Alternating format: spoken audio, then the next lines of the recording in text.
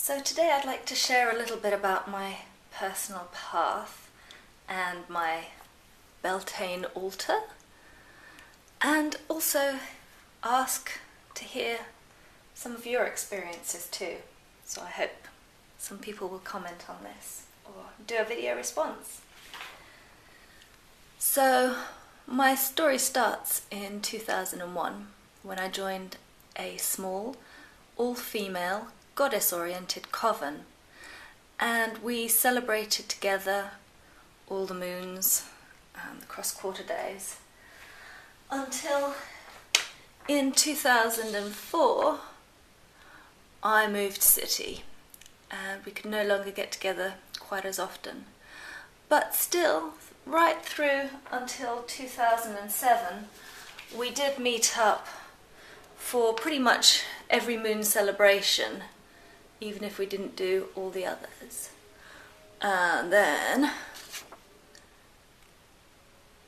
2007 I got married and I stopped travelling as much, so that these days I only really get together with my coven members 2 or 3 times a year, which isn't very much, and I've been feeling that lonesomeness. I've been working as a solitary, and that's fine, but it feels like something's missing, I guess. Also, since hubby and I got married, for the last year and a half we've been trying to have another child. We already have one who was born in 2008, and it hasn't really been working, though we obviously know what to do. So I started thinking about Beltane and was reading some books about the goddess and about Freya. She's the deity who Michelle Skye attributes in her book Goddess Alive to Beltane. And it got me thinking that really, for a Beltane ritual, if I was looking to get pregnant, I should probably bring in a bit of male energy and bring my partner in. And although I have been to a few public rituals where there were men involved, I've never done anything like this with my partner, or really in any intimate setting with a man. I've always been either with other women or a solitary. So the challenge was our first ritual as a couple, and it has been a little bit of a challenge. I only really kind of thought about it a couple of weeks ago and broached the subject with my husband to see what he thought about it, because he kind of knows that I do some of this stuff but didn't really know much about what it was about. But he said he was willing to give it a go.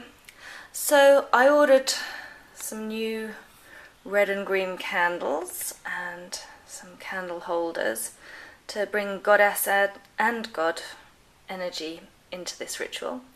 But they didn't turn up, so I just got some little ones instead. And this was actually a really powerful and beautiful ritual that we had between the two of us. As you can see on my altar over on the left, the goddess side, I have a goddess statue and the card of Freya and a red candle to represent fertility and sexuality. And over on the left I have my new Pan statue, which I'm really getting down with. And I also decided for this, I showed you before my main working decks, and actually I have now added this deck to the mix, which, let me just try and get that out. So this is the Gods and Titans deck from Blue Angel Publishing, I believe. And it's a very masculine deck. I rather enjoy it, even though, it's plenty of eye candy. That's the good bit about it, I guess. So yeah, a lot of that fertile sexual energy, but it also has, other challenging cards. So anyhow, I decided that that needed to be added in. And after we had each anointed our candles and lit them, we live in the city, so lighting a bonfire outside and jumping over it just wasn't going to happen. And instead we lit these candles and held hands and jumped over them in the middle of the room rather than on the altar, of course. So it was silly, it was playful, it was kind of put together on the spot because not all the stuff that I had hoped would be here had arrived. But still, it was really powerful and passionate and wonderful. And I'm so glad and grateful that I asked my partner if he'd be willing to give this a try. And I hope that we can do more of this in the future. So, Tubies, what I really wanted to ask is, what are your experiences of doing rituals with sexual partners? How has that worked out? Or is it something that you don't really try, don't really do?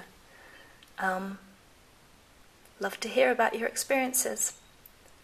Blessed be.